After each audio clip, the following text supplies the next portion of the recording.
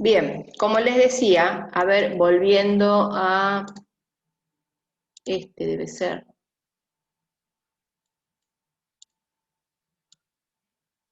Sí, fíjense, como les decía, siempre la apertura es como si fuese un árbol y siempre van a ir sumando a el número anterior de esto.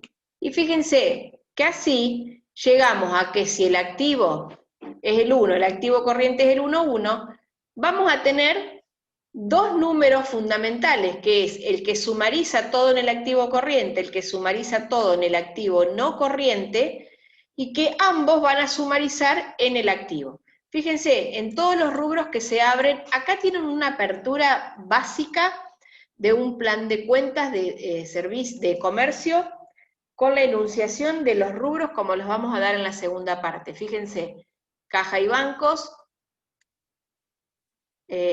inversiones, el 2, el 3, créditos, el 4, bienes de cambio, el 5, bueno, no está, pero ¿por qué no está? Porque lo que ya sigue son activos no corrientes, porque en activo no corriente tenemos créditos, otros créditos, y también tenemos, como se daba en esta foto, en esta otra, fíjense, bienes de cambio que también podemos tener dentro de lo no corriente, inversiones también, inmuebles para la renta, préstamos otorgados, o sea, ya cambia el tipo de rubro. Bien, siguiendo, fui a eso como para explicarles lo que es el código de la cuenta. Las condiciones ya los habíamos explicado, sencillez, precisión, y luego del plan de cuenta, cuando ya la tenemos todo, sigue lo que se conoce, bueno, la confección. Esto de la confección que tienen acá, chicos, es lo que les expliqué recién. Fíjense, le vamos a dar el número 1 al activo, el número 2 al pasivo, el 3 al patrimonio, el 4 a los resultados, el 5 a las cuentas de orden. ¿Se acuerdan que activo era 1? Bueno, se debe a esto. Dentro del activo, 1, 1, 1, 2, y así sucesivamente también para el pasivo. Dentro del activo corriente tenemos caja y banco, inversiones, crédito, bienes de cambio. Dentro de esos se sigue abriendo. Bueno, es lo que les expliqué recién con el que les di, que después se lo subo. Y por último, tenemos el manual de cuentas. El manual de cuentas, como bien dice acá, dice, es un instrumento que explica detalladamente el nombre y significado de cada cuenta, la naturaleza, los motivos de sus débitos y de sus créditos, qué representa el saldo, qué comprobantes son la fuente de datos y otros datos que sirvan para enriquecer el funcionamiento del sistema de información contable.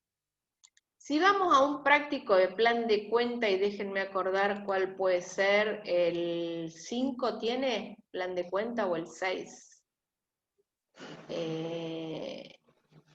A ver, no se acuerdan ustedes, ¿no? Soluciones. A ver, el 5.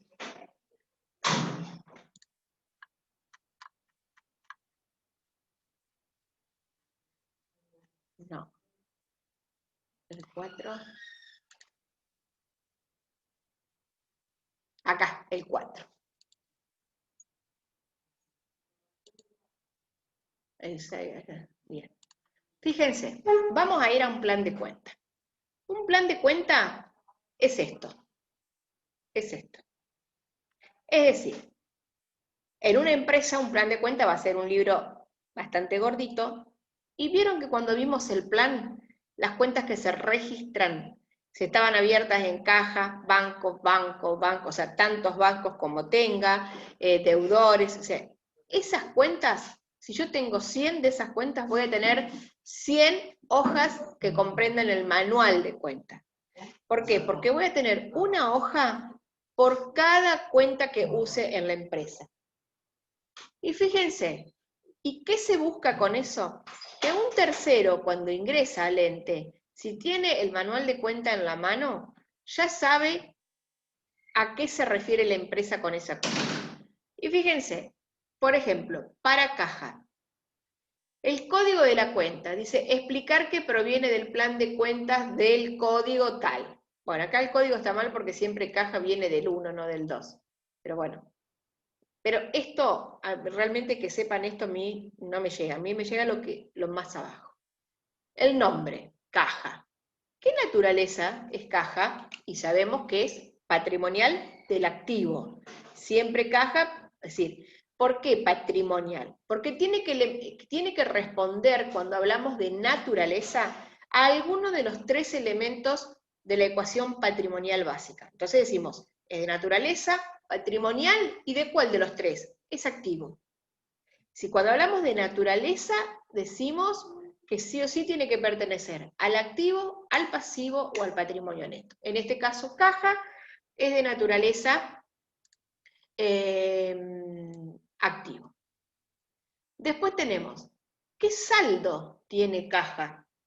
Y caja siempre va a tener saldo deudor. ¿Por qué? Porque justamente si es activo, el saldo tiene que ser deudor. Caja nunca puede tener saldo acreedor. ¿Por qué? Porque caja no aumenta por el haber, aumenta siempre por el debe. Entonces recuerden que los activos y los resultados negativos son siempre saldo deudor.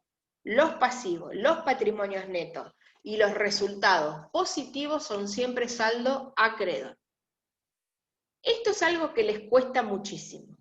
¿Qué representa el saldo? ¿Por qué les cuesta? Porque les cuesta hablar con terminología contable.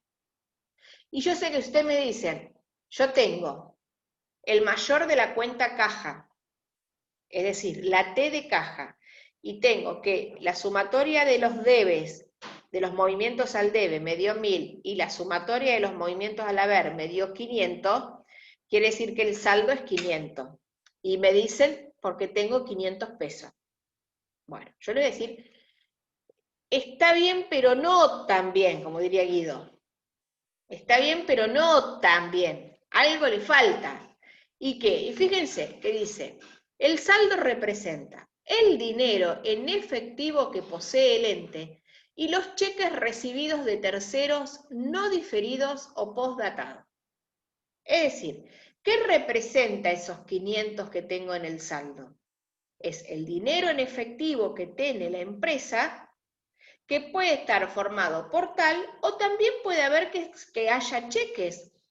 Recuerden que yo la semana pasada, cuando hablamos de los medios de pago, les dije que siempre que haya cheques a fecha, es decir, que estén en condiciones que yo los pueda ir a cobrar, los voy a considerar como caja. Entonces, ese saldo de 500 puede ser que sea efectivo y puede ser que sea cheques.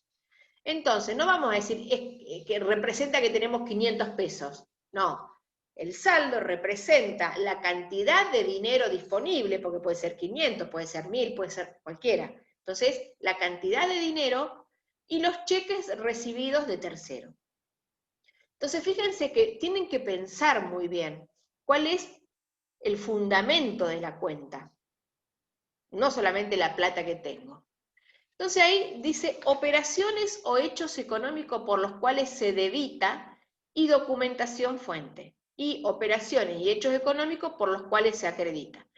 Esto normalmente lo pone la empresa en un manual de cuenta para decir, bueno, en mi comercio voy a debitar caja cada vez que cobre, cada vez que cobre, cada vez que me entreguen dinero en donación, cada vez, o sea, fíjense, se debita por la recepción por parte del ente de dinero en efectivo o cheques no diferidos o postdatados, originados en ventas al contado, cobranzas, donaciones, devoluciones de dinero recibidas, sobrantes de caja, es decir, por las diferentes cuestiones por las que el dinero puede llegar a ingresar al ente. Y si el dinero ingresa al ente como es de activo, ¿por dónde ingresa? Por el debe. Por eso, operaciones por las cuales se debita. Y si estoy diciendo de que el dinero ingresa por una operación de venta, ¿cuál va a ser la documentación fuente? Una factura, un recibo. Si es por una donación, por un recibo. Y así por una minuta contable. Y así debo pensar cómo armar el plan de cuenta.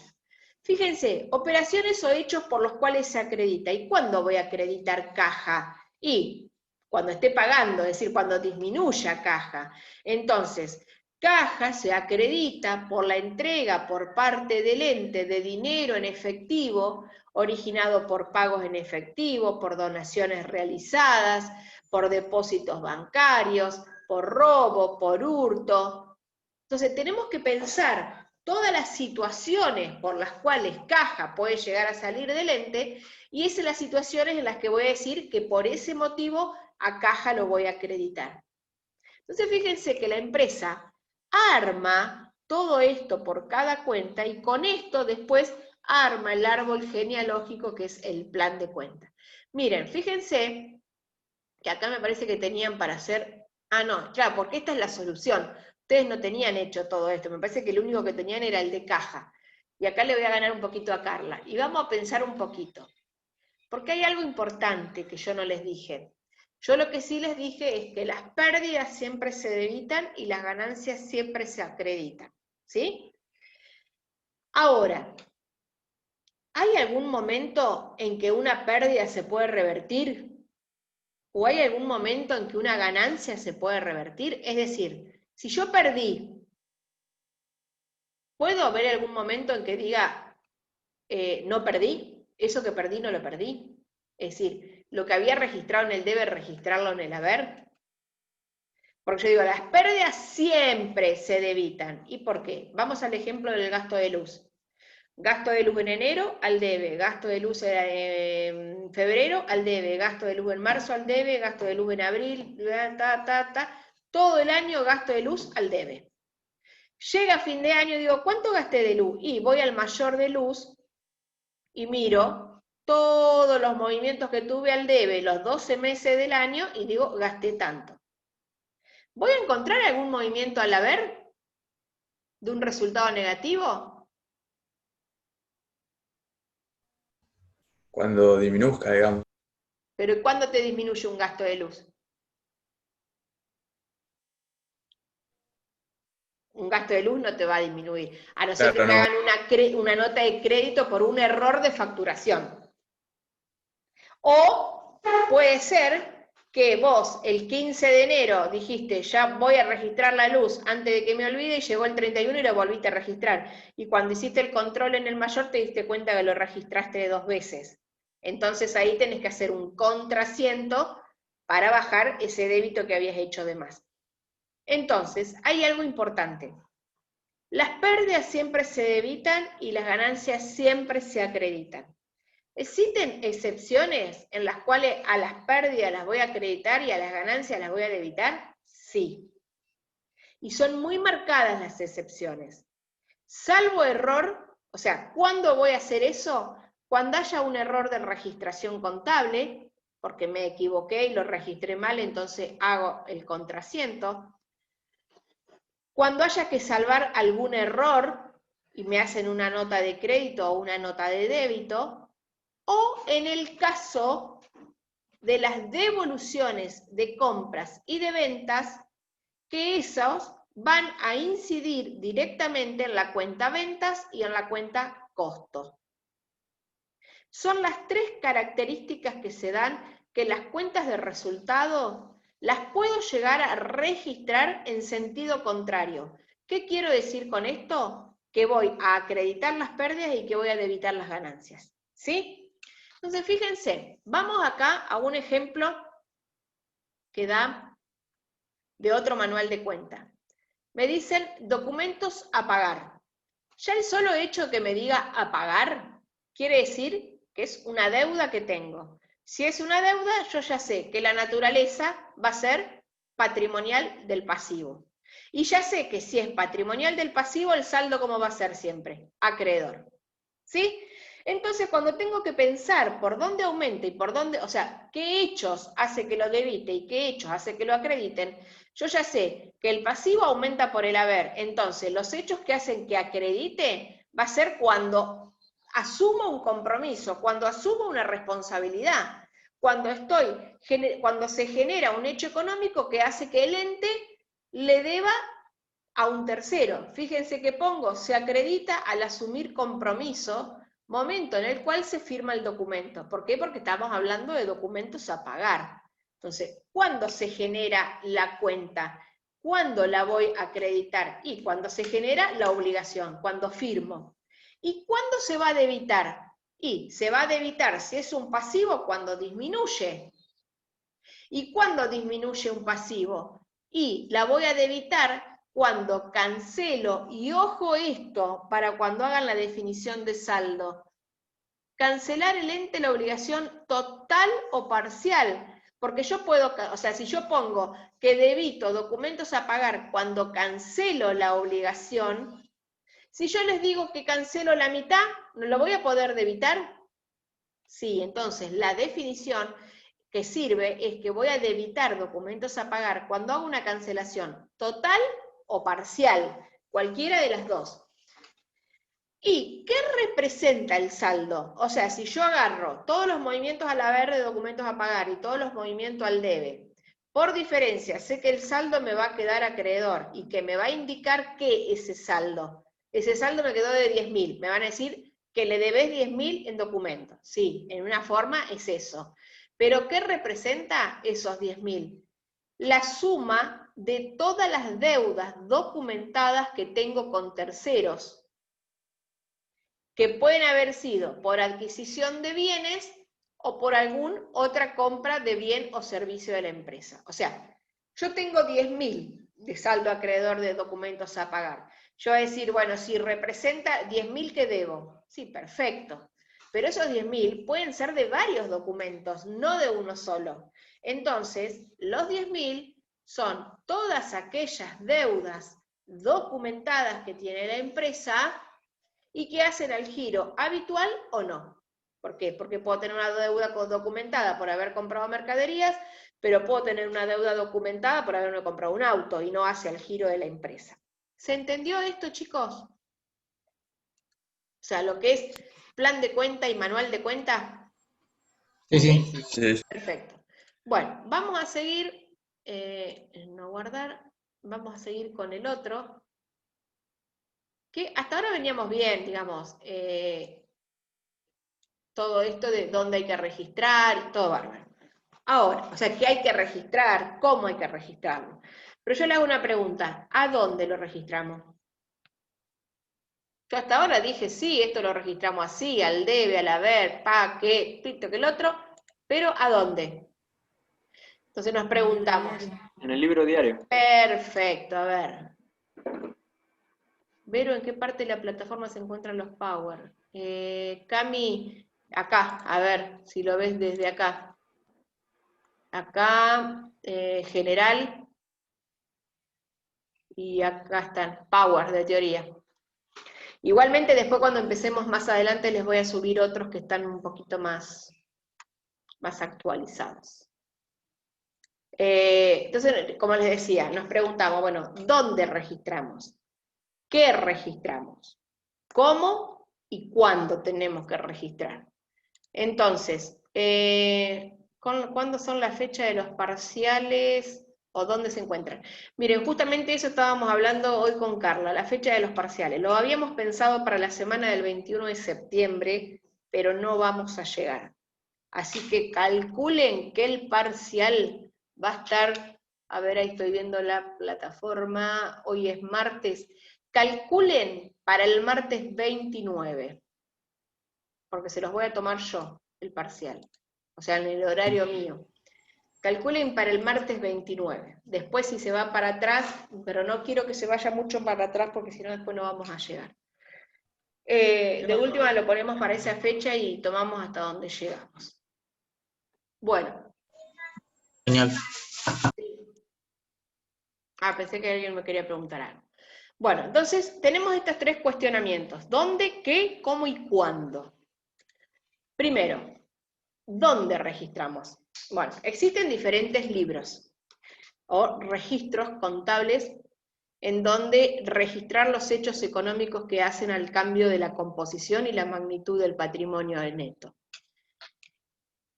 Esos libros, que están obviamente normados por las leyes, Dice, son los elementos donde se llaman registros contables. Y son los elementos donde se anotan asientos y se almacenan saldo u otras informaciones referidas al patrimonio del ente, utilizables para la preparación de la información contable.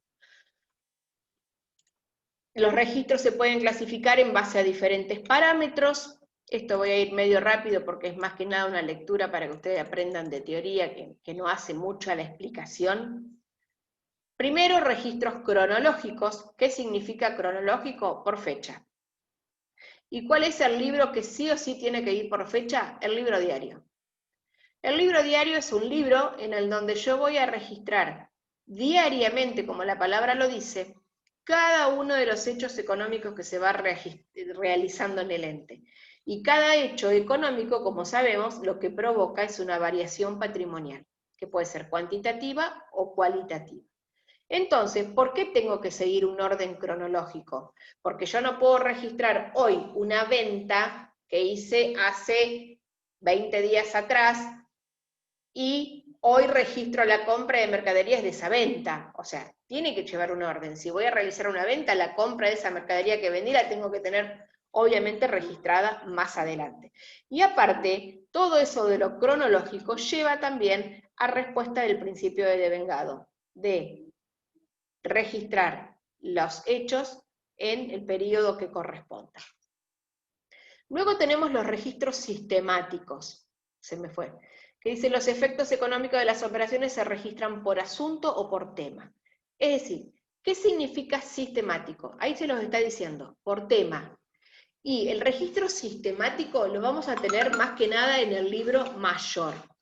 Porque en el libro diario yo voy a registrar todos estos asientos que yo les fui diciendo, caja, venta, caja, mercadería, los voy a registrar en el libro diario.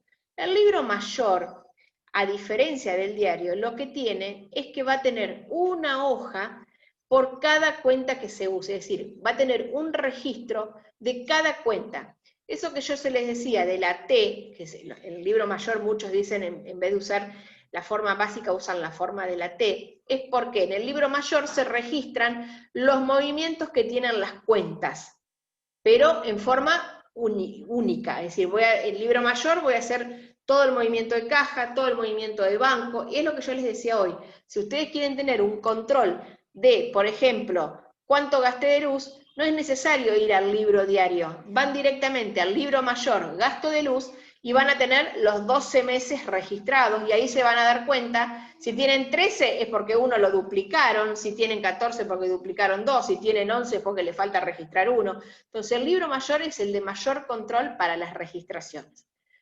Es el sistemático. Después tenemos los no obligatorios legalmente pero indispensables, por ejemplo, el libro mayor no es obligatorio, no, el registro de comercio dice que no es un libro obligatorio, pero les puedo asegurar que es totalmente indispensable y es uno de los mejores para trabajar. Después tenemos los libros principales, que en esos son los que se anotan los efectos económicos de las operaciones, y son el diario general y el mayor. El auxiliar son diarios auxiliares y mayores auxiliares. ¿Cuándo se usan estos? Por ejemplo, si yo tengo una empresa que está dividida en departamentos, ¿sí? El departamento de secado, por ejemplo, el departamento de corte, impresión y empaquetado. Cada departamento tiene sus registraciones, y todas esas registraciones después van a una única. Entonces, estamos hablando del diario auxiliar de empaquetado, del diario auxiliar de corte, para después volcarse todo en el diario general. Estos son los auxiliares.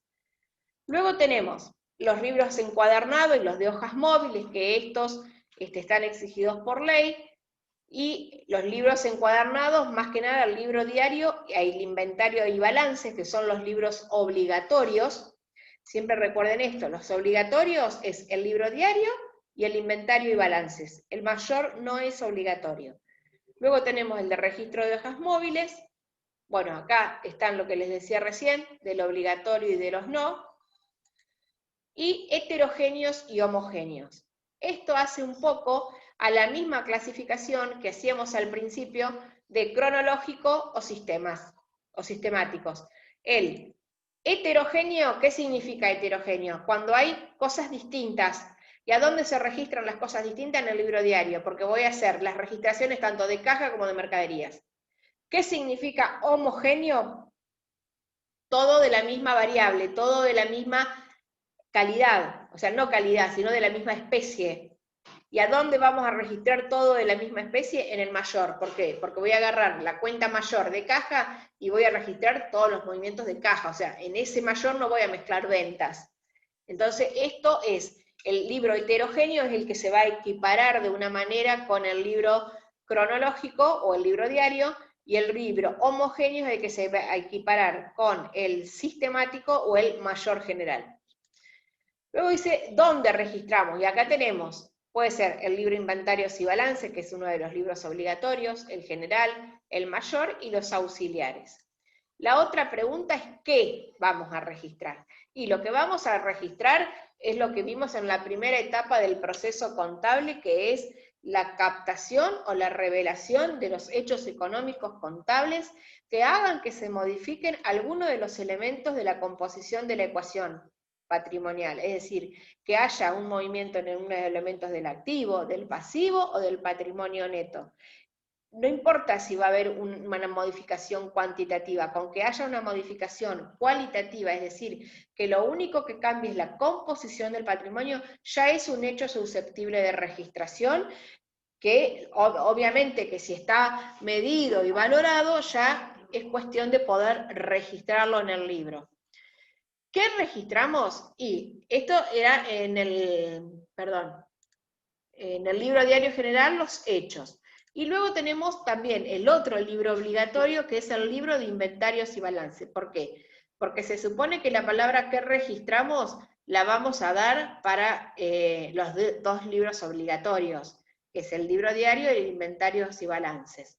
En este último dice, se anota la descripción exacta de los bienes al inicio del ente y al cierre de cada ejercicio, la resultante de toda información que el ente produce. Es decir, en el libro de inventarios vamos a tener dos registraciones en el año. ¿Cómo es la empresa al inicio? Es decir, la foto de la empresa al inicio, que si es una empresa que recién está empezando, la foto ¿cómo va a ser? Activo igual a patrimonio neto, en la que hablamos de la apertura de la sociedad. Y la foto al cierre, es decir, cómo quedó la composición de esa empresa al cierre. Obviamente, la foto del cierre va a ser la foto del inicio del próximo ejercicio. Y así sucesivamente es lo que vamos a registrar en el libro Inventarios y Balances.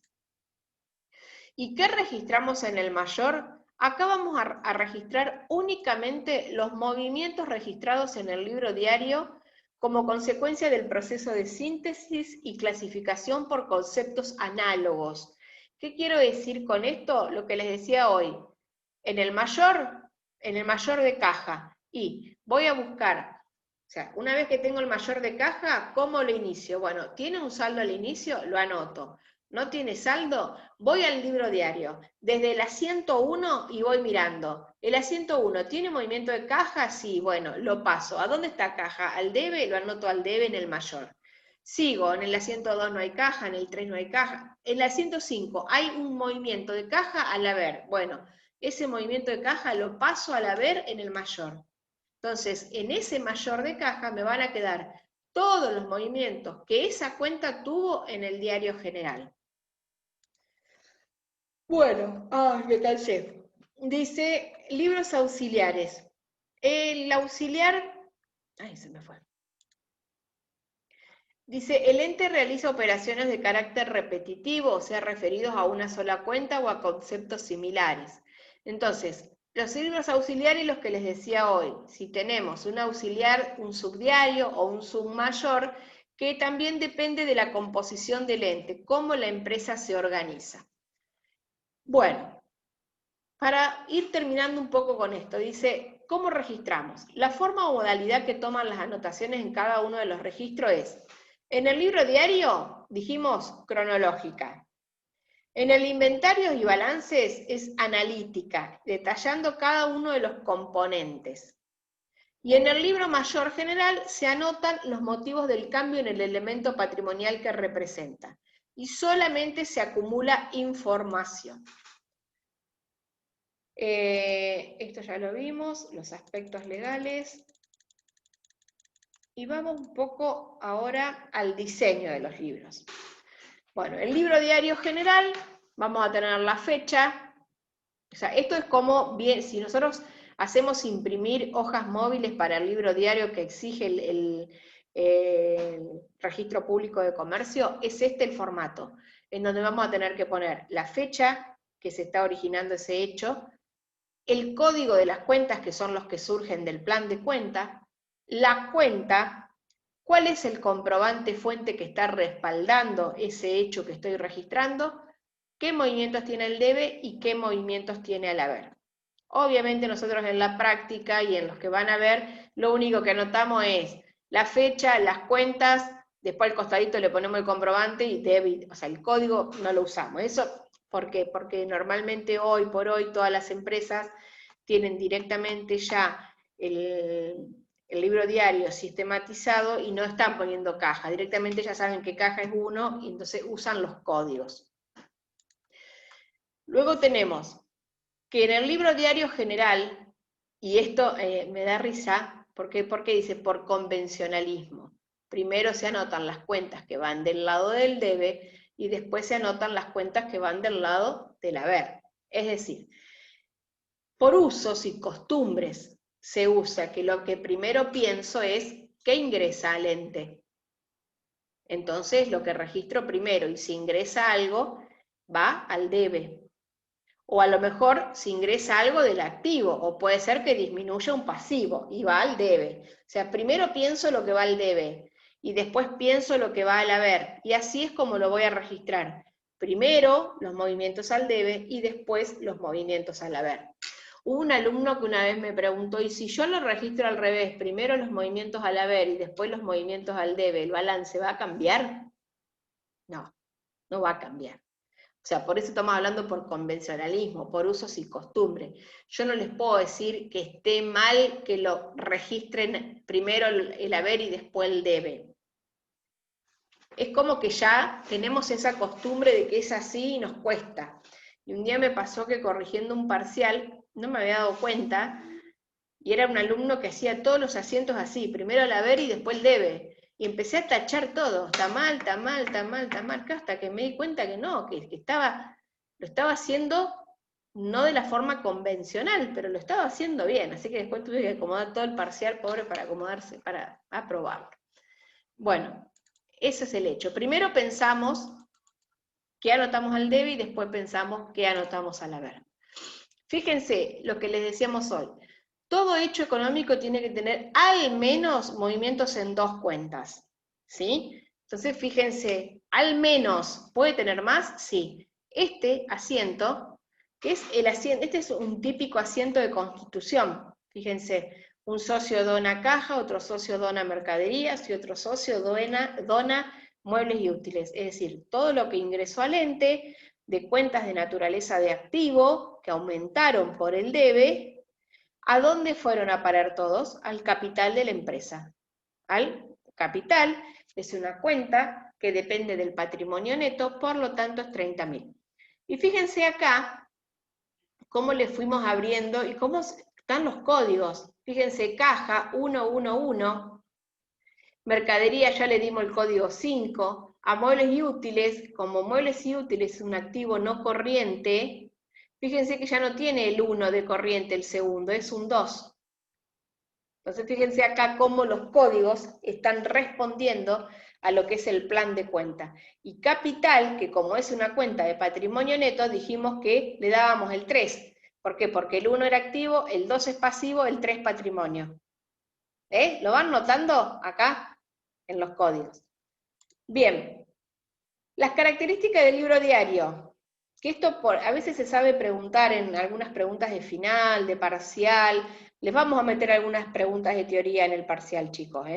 No van a ser definitorias, pero por lo menos 4 o 5 preguntas de teoría van a tener. Generales.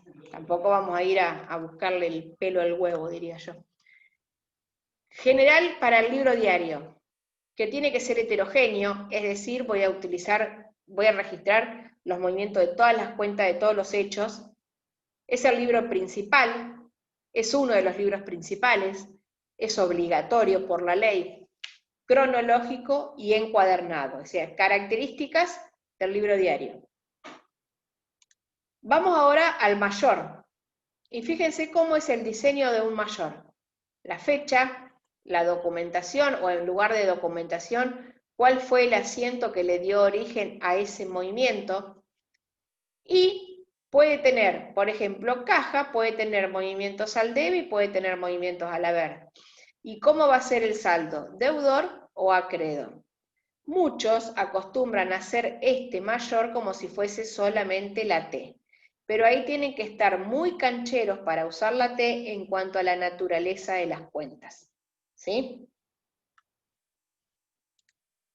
Porque para usar la T tienen que saber muy bien si la cuenta es de activo, de pasivo, de patrimonio.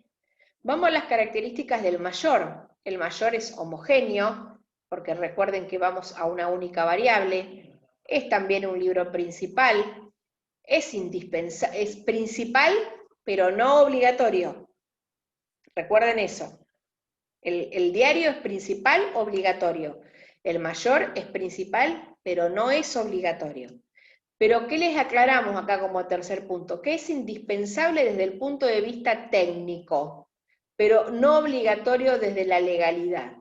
Sí, desde el punto de vista técnico y de lo que lo usamos, es indispensable. Ahora, ¿la ley dice que es obligatorio? No. ¿Es cronológico? Es cronológico, pero dentro de cada tema o cuenta. Quiere decir que dentro de caja yo voy a ir registrando las operaciones que tuvo la cuenta en forma cronológica. Es decir, no es que voy a registrar en el mayor, por ejemplo, el gasto de luz de